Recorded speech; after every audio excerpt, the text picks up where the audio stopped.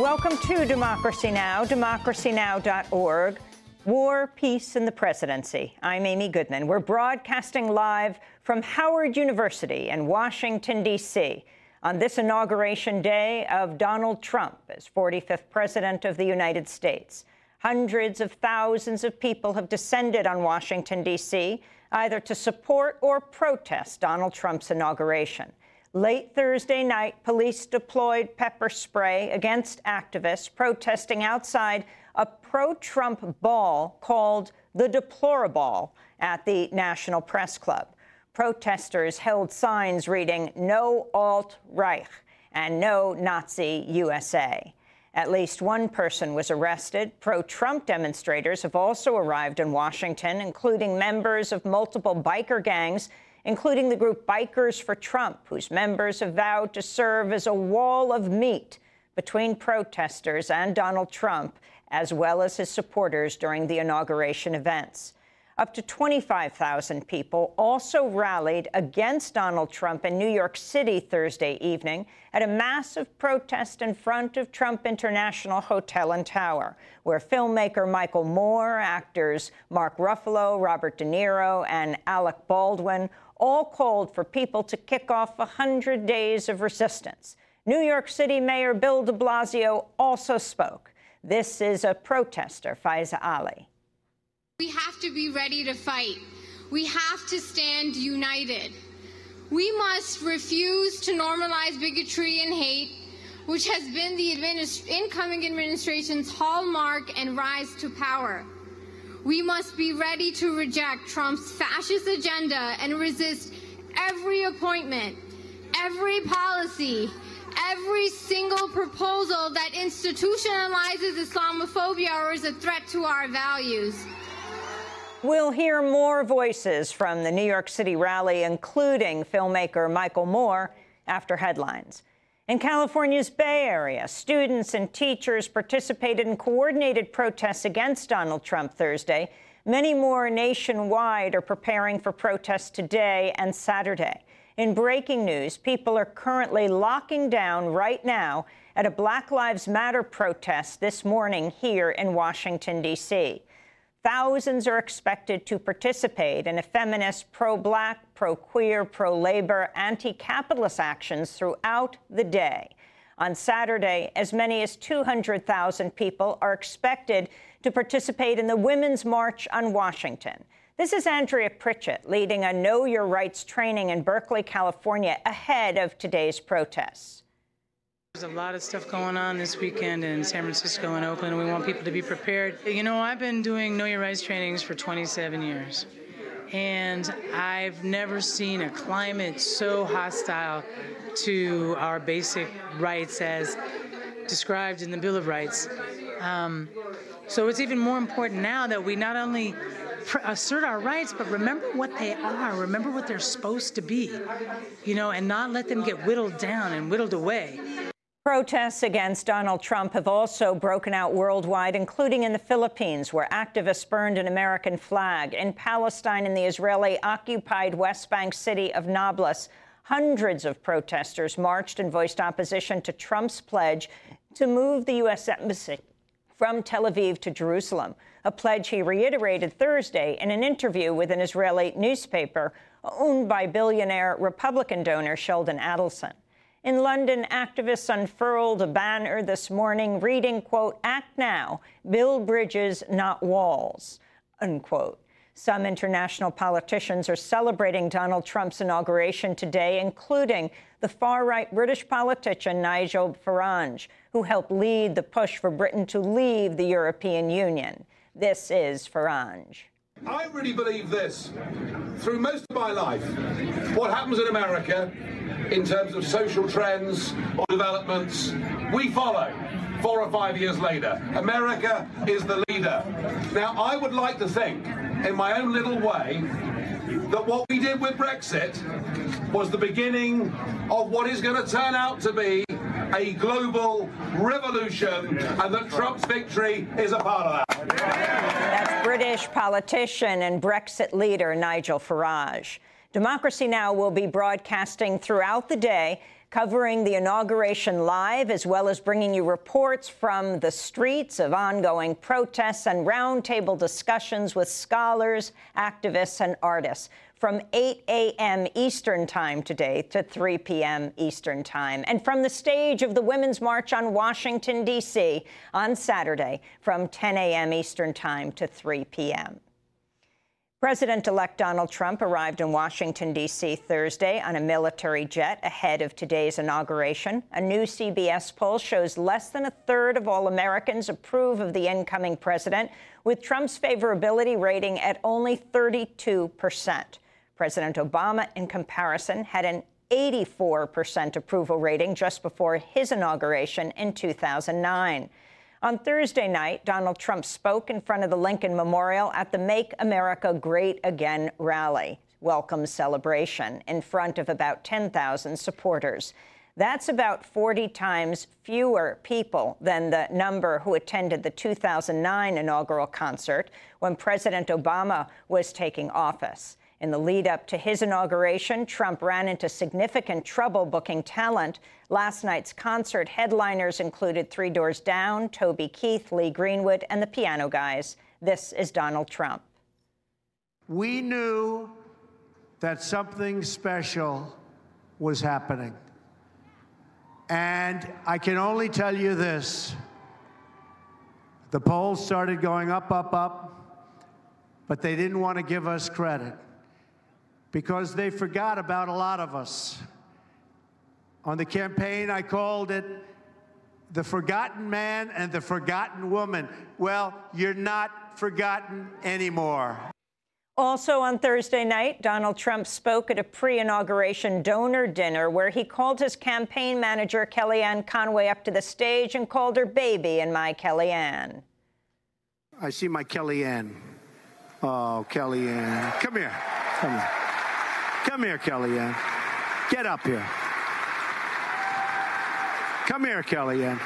She's been so great. Wow.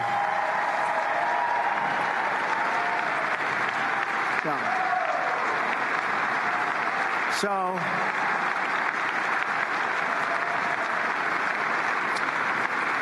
there is no den she will not go into. When my men are petrified to go on a certain network, I say, Kellyanne, would you do it? Absolutely, no problem. Then she gets on and she just destroys them. So anyway, thank you, baby. Thank you. Thank you. That's Donald Trump speaking to his campaign manager, Kellyanne Conway, who he recently named to the position of counselor to the president. Today is her 50th birthday. Today's inauguration comes as Donald Trump and his transition team have failed to put in place hundreds of key government officials, threatening to leave the federal government precariously short-staffed. The New York Times reports out of 660 executive department appointments, Trump has named only 29. So far, only 2 of Donald Trump's cabinet nominees have been approved by Senate committees: retired General John Kelly for Homeland Security and retired General James Mad Dog Mattis for Defense Secretary. On Thursday, Trump announced he'd keep on 50 officials from the Obama administration, including Undersecretary of State Thomas Shannon, who'll serve as the acting Secretary of State, since Trump's nominee, longtime ExxonMobil CEO Rex Tillerson, has so far not been approved by Congress. On Thursday, 7 military veterans were arrested inside Arizona Republican Senator John McCain's office, demanding McCain reject Tillerson for Secretary of State. This is Matt Howard of Iraq Veterans Against the War. We know that this has been an industry and a person that has consistently, utilized and essentially used the military to subsidize his own ability to make profit. The Hill is reporting Trump's team is preparing to cut the budget by more than $10 trillion over the next 10 years. Among the agencies slated to face massive cuts are the Departments of Energy, Transportation, Justice, Commerce, and State. The cuts include privatizing the Corporation for Public Broadcasting and completely eliminating the National Endowment for the Arts and National Endowment for the Humanities. U.S. officials say they've launched an investigation into a handful of Donald Trump's associates, including former campaign manager Paul Manafort, over their possible ties to Russia. As part of the probe, officials are reviewing the intercepted communications and financial transactions of Manafort, as well as those of former Trump campaign foreign policy advisor Carter Page and Republican operative Roger Stone. U.S. intelligence agencies say Russia hacked the U.S. election in order to help Donald Trump win. Trump's Treasury Secretary nominee, Steven Mnuchin, underwent his Senate confirmation hearing Thursday. Mnuchin is a former Goldman Sachs executive who's faced widespread criticism about his bank, OneWest, which has been called a foreclosure machine. During Thursday's hearing, multiple senators expressed outrage about Mnuchin's role in the Great Recession and the U.S. housing crisis. This is Oregon Democratic Senator Ron Wyden. Mr. Mnuchin's career began in trading financial products that helped to bring on the housing crash and the Great Recession. After nearly 2 decades at Goldman Sachs, he left in 2002 and joined a hedge fund. In early 2009, Mr. Mnuchin led a group of investors that purchased a bank called IndyMac, and they renamed it OneWest. Colleagues, OneWest was truly unique. While Mr. Mnuchin was CEO, the bank proved it could put more vulnerable people on the street faster than just about anybody else around. That was Oregon Senator Wyden. Later in the hearing, Republican Kansas Senator Pat Roberts offered Senator Wyden a Valium pill before the next round of questioning. Senator Wyden, I've got a Valium pill here that you might want to take before the second round. Just a suggestion. During that hearing, Steven Mnuchin came under criticism for not initially disclosing about $100 million in assets. Fortune magazine recently reviewed financial disclosures by Mnuchin and reported he's worth as much as 10 times richer than previously thought, worth as much as $400 million. Former Texas Governor Rick Perry also underwent his confirmation hearing to head the Energy Department Thursday. At the start of the hearing, Washington Senator Maria Cantwell reminded Perry he had once called for the elimination of the very agency he's now tapped to head. Congratulations on your nomination. In case you may have forgotten, you once called for the abolishment of this agency. I suspect that now, having had a chance to learn about the importance of this department, you have a very different opinion. That was Senator Maria Cantwell. Late in the hearing, former Governor Perry said he now regrets calling for the Energy Department to be eliminated. My past statements made over 5 years ago about abolishing the Department of Energy do not reflect my current thinking. In fact, after being briefed on so many of the vital functions of the Department of Energy, I regret recommending its elimination. President Obama granted another 330 commutations Thursday as his final major act as president. The majority of the sentences commuted Thursday were for nonviolent drug offenses. Throughout his presidency, Obama has granted 1,715 commutations, more than any other president in U.S. history. Also on Thursday, the Pentagon transferred 4 prisoners from the Guantanamo prison to the United Arab Emirates and Saudi Arabia. This leaves 41 prisoners at the U.S. prison at Guantanamo. President Obama had vowed to close Guantanamo in his first year as president.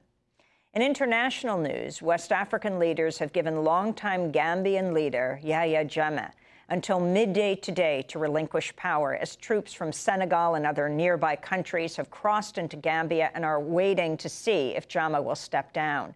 The presidents of Liberia, Mauritania, and Guinea are also arriving in Gambia today in efforts to broker a transfer of power.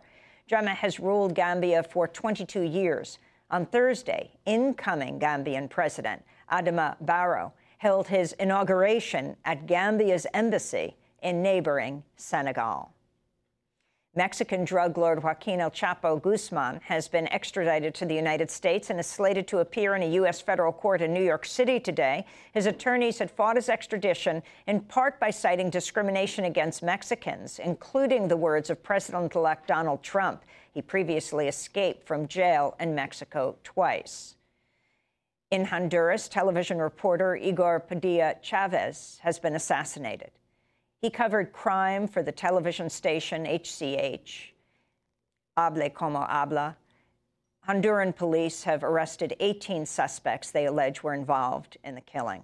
And investigative reporter Wayne Barrett has died at the age of 71 of complications of interstitial lung disease. News of Barrett's death broke as thousands protested in Central Park against the inauguration of Donald Trump, a man he began covering in the 1970s. In his 1991 unauthorized biography of Donald Trump, republished last year in paperback with the title Trump, the Greatest Show on Earth, The Deals, the Downfall, and the Reinvention, Wayne Barrett continued to cover Trump during the 2016 presidential campaign, even though he was largely homebound due to lung cancer. This is Wayne Barrett speaking on Democracy Now!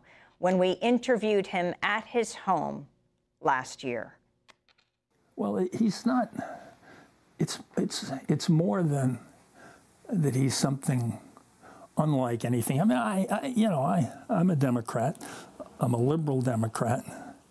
I have voted in my life for candidates on the Republican line. Not often, but sometimes. But I think that this is a man who is, he's really not qualified to run the Trump organization. He's not fit to run the Trump organization. So he's certainly not fit to run America. I think he represents not just a danger to America, but because we are such an influence in the world, it's really a shocking threat to the world. And so, you know, I'm in a sick bed a lot, but he gets me up out of it. That was investigative reporter Wayne Barrett. He died on Thursday in Manhattan, only one day before the inauguration of Donald Trump, a man he'd reported on since the 1970s. You can go to our website, democracynow.org, and link to the hour interview we did with Wayne at his house just a few months ago. And those are some of the headlines. This is Democracy Now!, democracynow.org. It's War, Peace, and the Presidency. We're broadcasting live from the historically Black university, Howard University, in Washington, D.C.